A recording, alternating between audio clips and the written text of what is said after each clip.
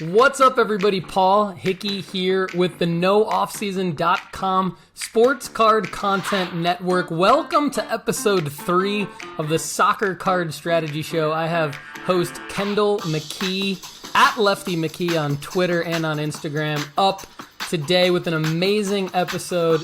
He and a special guest, Trey Calvin at FC Cardboard on Twitter, talk about the difference between investing and collecting.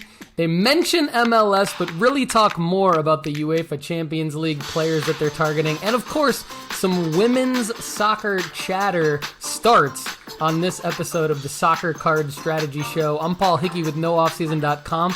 All right, Kendall and Trey, take it away. Hey, and welcome back to Soccer Card Strategy Show on NoOffseason.com. It's quickly becoming one of my passions and favorite things that I do. I really love getting in there and learning lessons alongside with our listener base and diving into a sport that's not as popular in the States as some of the big three per se, but something that's going to make us a ton of money over the next 12 years if we are able to be shrewd and take wins when we can and to cut losses when we need to. But welcome to the Soccer Card Strategy Show with NoOffseason.com.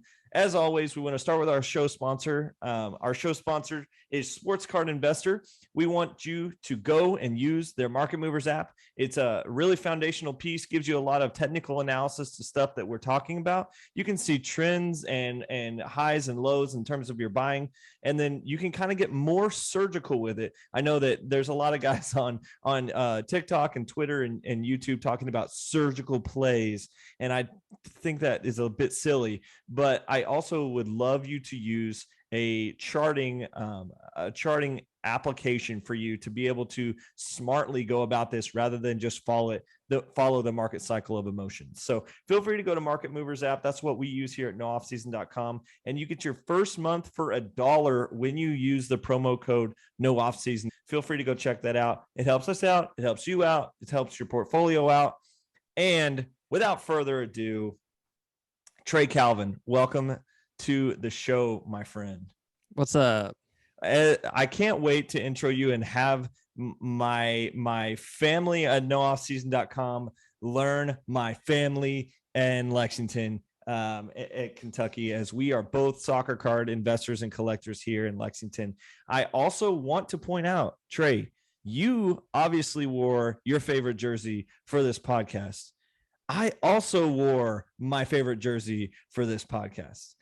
As you know, Everton finally climbed out of the cellar yesterday afternoon, and I shed a literal tear when I watched the scenes at the Merseyside happen. It's awesome to know that we are going to go into our new stadium in the Premier League. Financially, it was going to be a wreck if we weren't there. I don't really have time to go into that, but to see Goodison leave as a Premier League venue is just, it's next level. And I'll be honest, I shed a tear. There was a bunch of singing. I literally got home from work and me and my wife and Griffey all danced and jumped around and sang the Everton song in our living room. That really happened. So love it.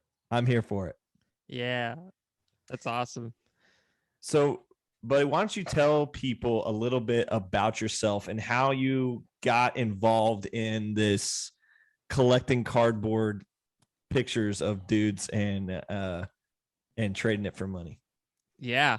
Well, as Kendall kind of alluded, me and him are really good friends, and he's been into sports cards for quite a while now. And I didn't really hate on it or not get it. I just was kind of like, oh, that's cool, but it's just not really my thing. And I had a very general idea of it, and I even have gotten Kendall a few cards for his PC, kind of as a gift in the past.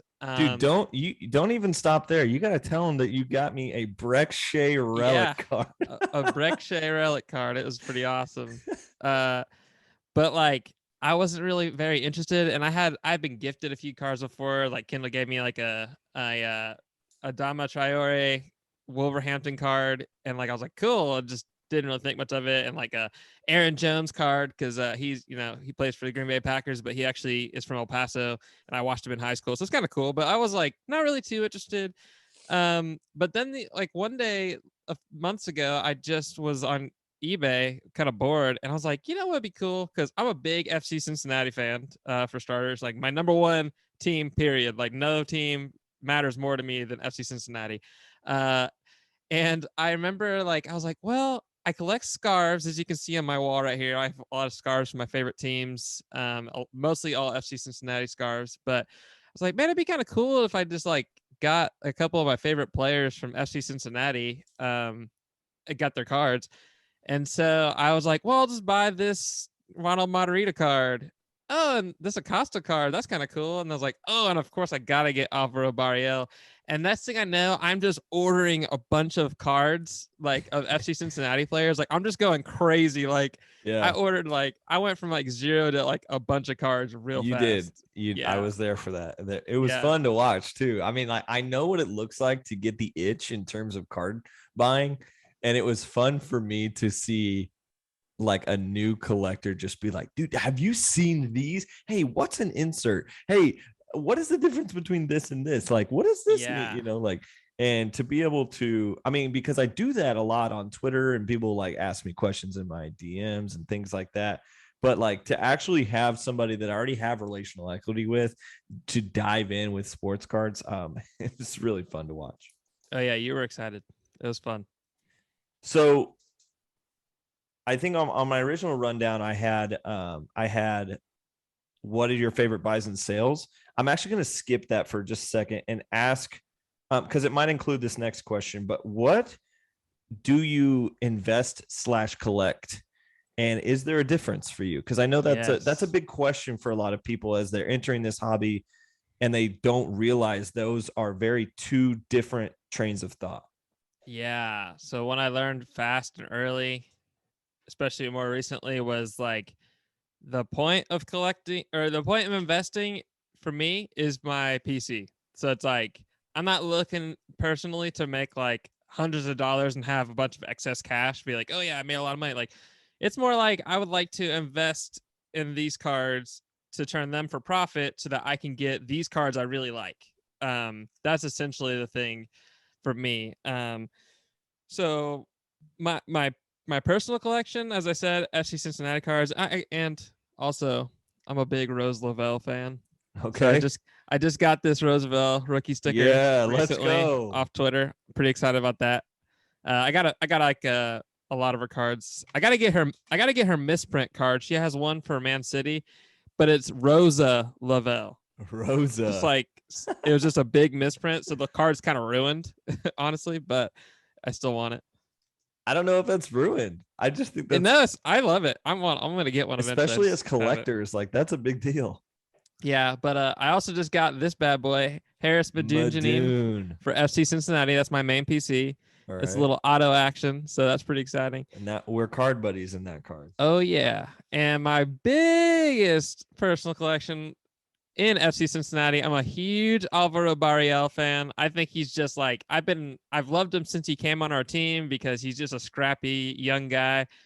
He plays a way that I love how players play as a winger. So I got this out of 5 image variation sapphire. Let's go. So I got the little glare, but I was super pumped to get this, and this is definitely my favorite card in my personal collection. And Kendall, I know you're a big fan of Luka Modric, so I'm gonna show this to you on the show, but I got this for you. Oh, that's sick! Little Luka action right there. Topps Crystal. We actually just talked about that release on the I think the last show. So I actually really like Topps Crystal. I think they're super cool cards. So I've actually anytime a chance where a cool player pops up on a Twitter sale or something, I might snag one usually. Dude, thanks. They're super cool cards. I have always loved Luka, and then so his contract was in question this offseason. Little Vinny action too. Oh, we got some Vinny question coming up in the future. We do. We're gonna come back to that. But the Topps Crystal. Luka was asked. It was in question whether he was going to move on from Madrid this summer, and obviously the Tottenham rumors were coming back and all that kind of stuff. And he said, I'm a Madrista. There's nowhere else I'd rather be. And I was excited about that. Is Real Madrid my favorite club? No. Do I like them? Yeah. I've been to the Bernabeu. It was pretty crazy. But at the same time, like, I'm a huge fan of Modric. So thank you for that, bro. Yeah, man. So I know maybe you've lost a lot of credibility to some of our listeners because we have some MLS haters that listen to us. It's okay. So you're like, hey, I'm a collector. My favorite my favorite club is Cincinnati. I obviously love Cincinnati too. It's in my background here.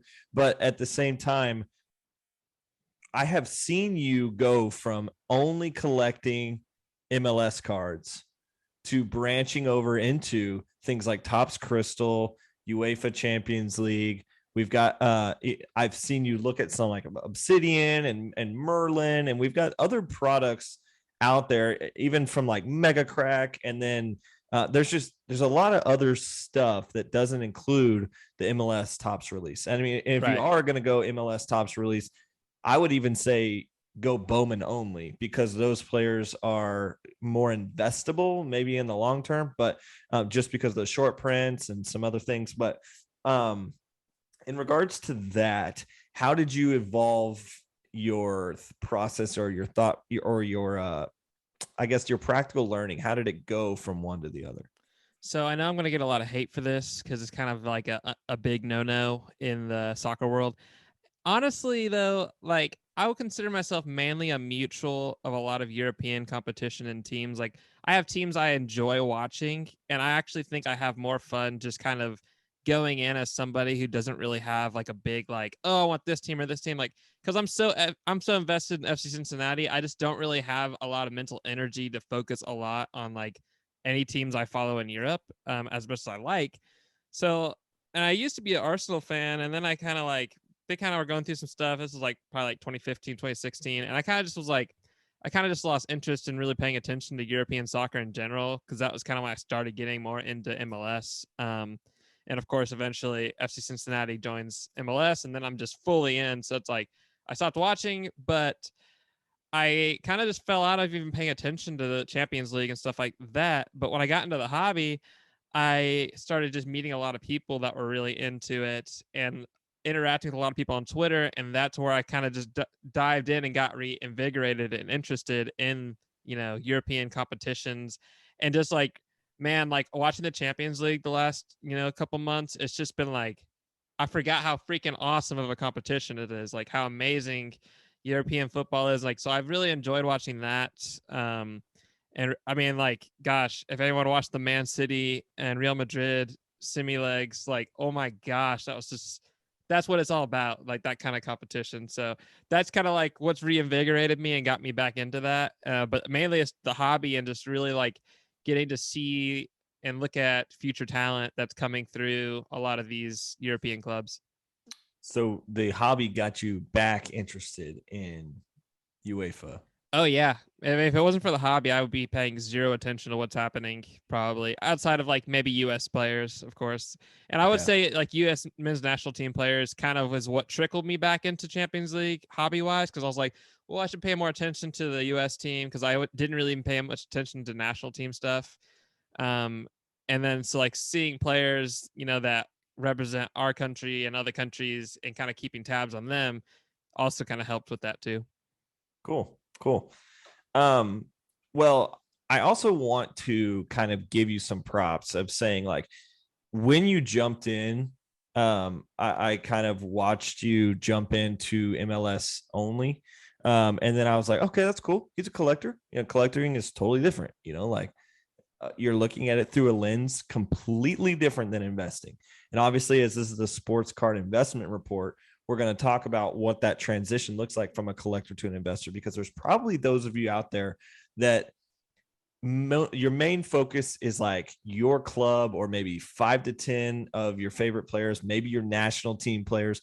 I know for me, for instance, I'm a big US fanboy, and most of my card collecting in terms of, and even in my investing, deals with U.S. men's national team players. And now I'm kind of actually branching into women's national team players, which is funny that you brought up Rose, I've been teasing for like a couple of shows now that we're just going to do a U.S. men's or a women's, how would I say, NWSL / Premier League women's / and Champions US. League.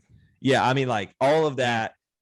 Basically, the women's side of the game, we could cover that from a card perspective because I actually think in cards, it's way more even than it is in other aspects of where the game is compared to the men's side of things. Yeah. And so, like when you see actually some equality being presented for almost the first time that I've ever seen in cards, and I think that's really appealing and cool. But we'll tease that out, and maybe you'll have to come back on that show as well. But lessons you learn in terms of investing have been different. Now, you and I invest for different reasons. You're basically investing to build your bankroll up so that you can put it back into your PC because you want to have, freaking awesome PC cards. I love that. For me, my investment role is so that I can invest and then keep turning it into potentially like larger cards that I can eventually vault and then putting away as part of my net worth in terms of our family's future and maybe potentially pushing that into real estate and stuff like that. So I'm viewing it as an alternative investment class. So the reason I had you on today is there's a massive product that's about to come out on May 25th. Oh, yeah. So we were in a break last night together. I had AC Milan and you had Juve. Yeah, you had Juventus. And neither one of us loved that slot, I don't think. Like, we got into a random, it was like $22 for three boxes of hobby Tops 2021, 2022 Champions League, UEFA. Yeah. And I just kind of was like, I saw you jump in on Twitter and I was like, okay, I'll do it too, just so we can kind of be in the same. Yeah, you like messaged me like, should I jump in on this? I was like, if you want. You're like, what if I get something bad? I was like, that's breaking. Like, it is paper. $20, Yeah, and it's paper, so it's just kind of like, Yeah. So that's kind of what I was going to bring up. I thought this product was going to just bang, like I've like really dove in on Merlin and Mega Crack and Crystal, but I never really had dealt with this Champions League product. It looked like something that was going to be of value. There were some really sick pulls out of it. And then, so I was just like, cool, let's just jump in kind of ignorantly to it, to be honest. Because I thought it was the Chrome release. And then I didn't realize that. Okay. We got there and it's all paper releases. I pull a out of 250 and the card's worth $3. And I was like, are you kidding me? So then I was like, oh, that makes so much more sense. Why the drop on the 25th is such a big deal. So yes, I'm going to have Trey on to talk about why the 25th drop is so important to potentially the hobby and to potentially some names that you like in the product, some teams that you would potentially look for in terms of breaking, or maybe singles that you are excited to go scoop up on eBay. Obviously don't buy them the first month because that's probably going to be the most hyped, but yeah.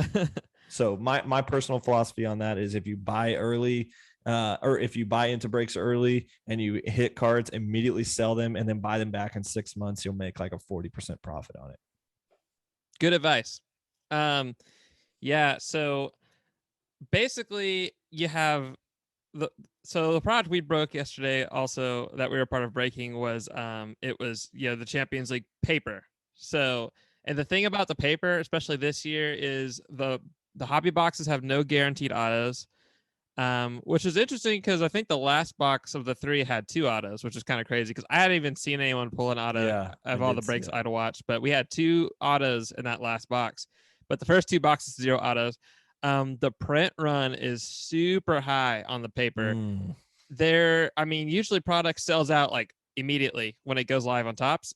You can still go on Tops and buy the paper Tops UEFA, and you can also go to other websites and get it even cheaper. Like you can get a hobby box for $99 right now on like other websites, like a discount rate. So it's like, it's not a huge deal, and the print run's stupid high. So it's like all the paper product is pretty light for the most part, but there's fun short prints and there's fun. It is, I would say honestly, that the paper is a good scouting report for what to expect in the Chrome. And the reason the Chrome is a bigger deal is because it's just more valuable in general. It's Chrome.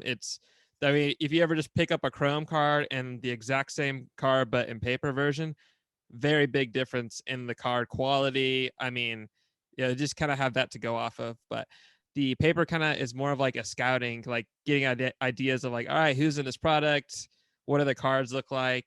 And so with the Chrome coming out, we're just going to get to see a lot more of future really great players and stuff too, with like the rookie classes. And that's kind of the thing is like, it's hard to kind of judge when you're getting into it, because the thing with soccer is like rookie cards, are very different than other sports, especially because it's like, yeah, like look at like Jude Bellingham, like he had a rookie card last year, right? But he played for Birmingham City before that. Like he played professional soccer before going to Dortmund, but his rookie card is when he goes to Dortmund.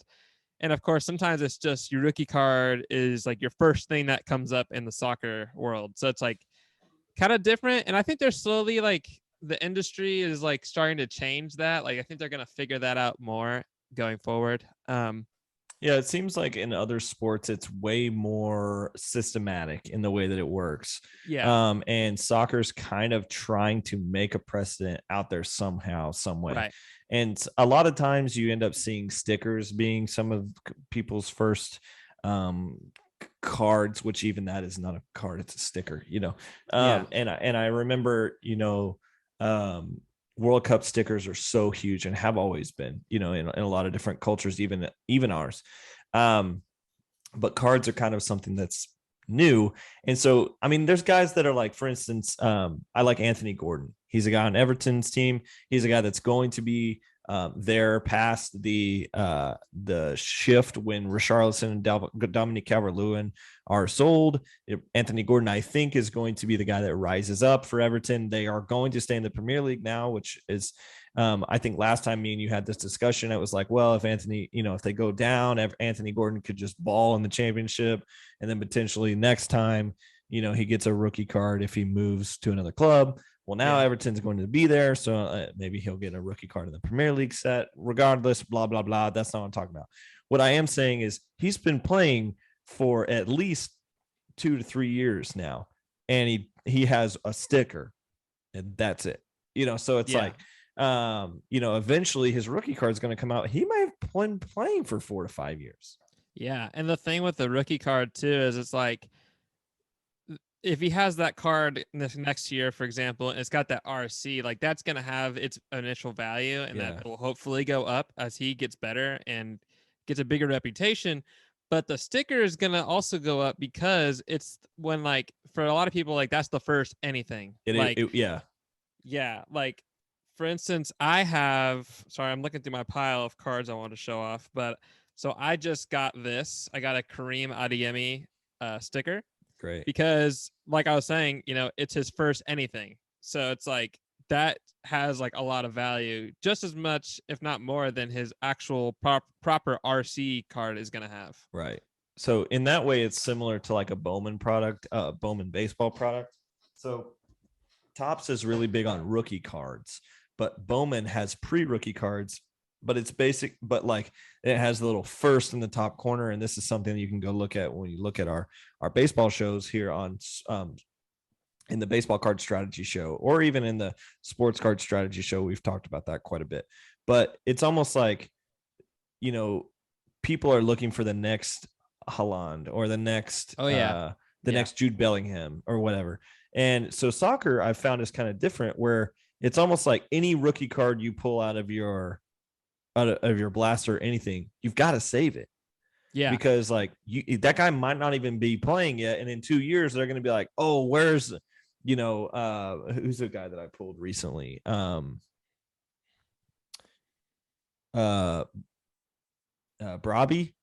Is that the right guy? I think so. From Leipzig. Yeah. Something like that. Anyway, so I was like, I don't know anything about him, but I'm gonna hold on to his card because he could be a baller in 2 years, Well, like, and like the thing that's different with I don't usually mess with Panini much, so just for clarification, I'm more of a Topps guy. Mainly, I just don't like the Prism product, like the way it looks for EPL. But with Topps UEFA, for example, like you're also thinking about it like in this realm is like those are the best teams in Europe. So anyone that's a rookie is in that set is playing for one of the best teams in Europe. Which is So a it's big like deal. that's a pretty big deal, yeah. And you just don't know, like, if you're playing as a 17, 18-year-old for one of the best teams in Europe, like, who knows where you're going to be playing when you're in like 5 years down the road. Right. I mean, you think about the way that Ronaldo's career started or Neymar's career started. They started on small clubs. But even for most players, their national team jerseys cards are the ones that are the card, so that adds another Right. caveat to the way that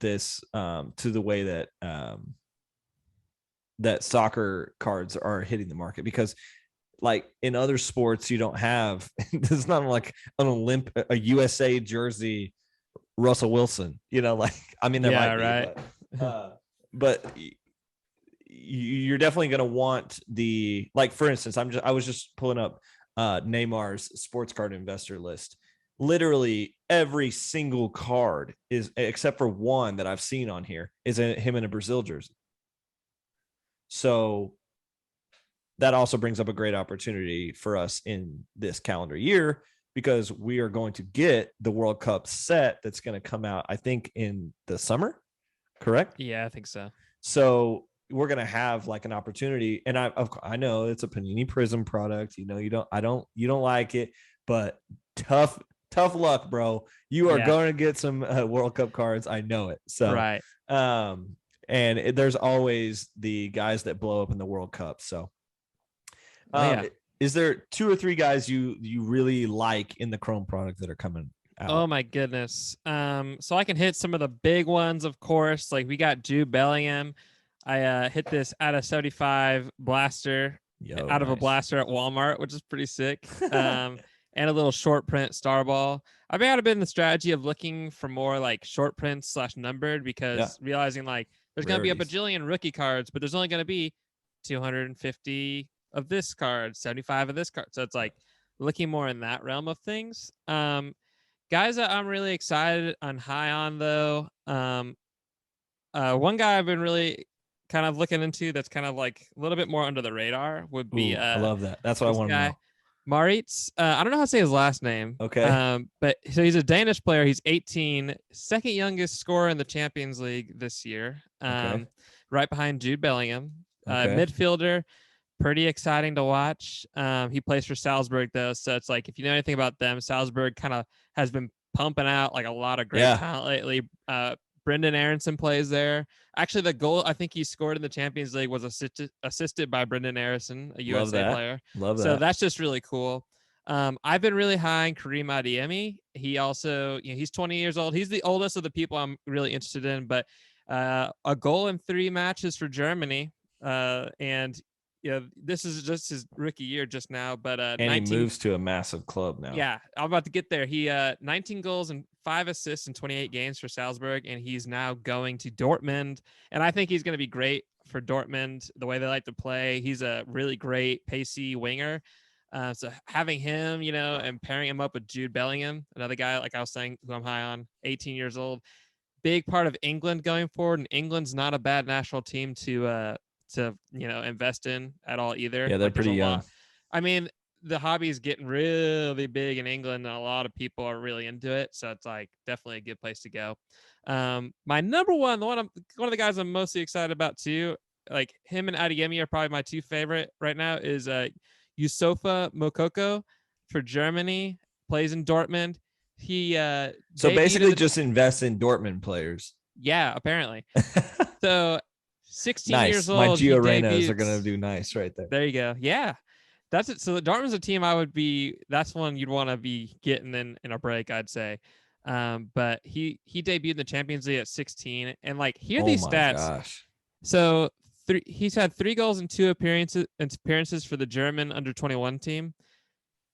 28 appearances in the under 17 team for Dortmund, and he had 50 goals, and 32 appearances with the under 19 team, and he had 51 goals. Holy cow. Yeah.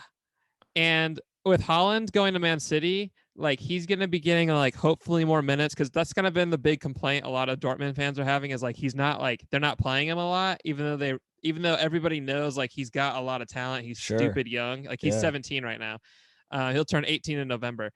And like with Jude and Adeyemi, like I just think like there's so much there. It's going to be like really cool to watch. But I mean, I don't know. That's like awesome. These are guys, like I'd say just go watch these guys' highlights. I mean, like, and I don't usually try to compare anybody to like a really great, like, oh, they're the next this guy. But like, I love watching him because like when I watched him, the first thing I thought of was Thierry Henry. Like the way, like anytime you see Thierry Henry moving up with the ball, like you just get excited because you know like something crazy might happen. And like he kind of gives me that excitement. Like he's just like, when he gets up the field, like he just looks dangerous. And like he scored a nice goal in the last, I guess this last Dortmund game.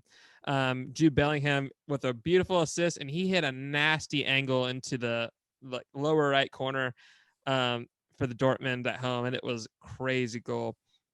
Another one, Pedri. I mean, he's he's blowing up in the hobby, like really big player for Barcelona.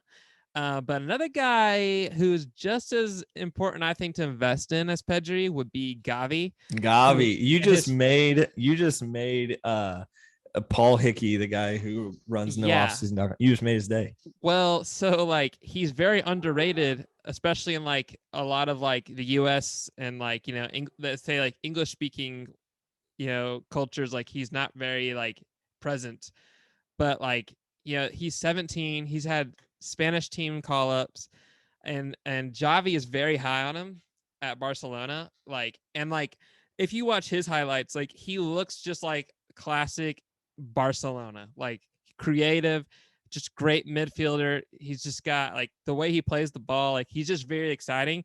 And this is, I'm pretty sure, his first product. I think. Well, Mega Crack was his first product. Oh, okay, but this is his first RC logo. Yeah, so his first RC logo, and I hit the short print speckle. Dude, you are a lucky guy. Yeah, I'm holding on to that one.